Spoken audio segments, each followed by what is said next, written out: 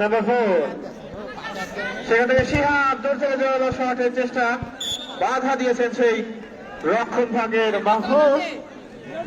Side kick প্রায় 30টার মতো করে উঁচু করে বাড়িয়েছেন গোলবারের উদ্দেশ্যে প্রস্তুত ছিলেন সেই কাঠারপাড়া যুব সংঘের হৃদয়।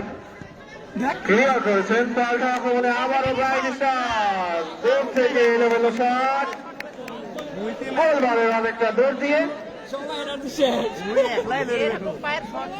রনি উঁচু করে বাড়িয়েছেন বিপ্লবকে উদ্দেশ্য করে।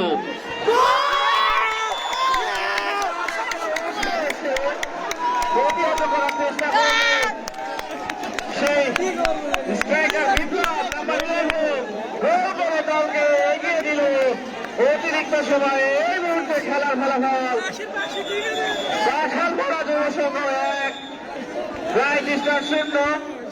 এরই মধ্যে রেফারির বাঁশি এবং নির্ধারিত সময়ের খেলা শেষ।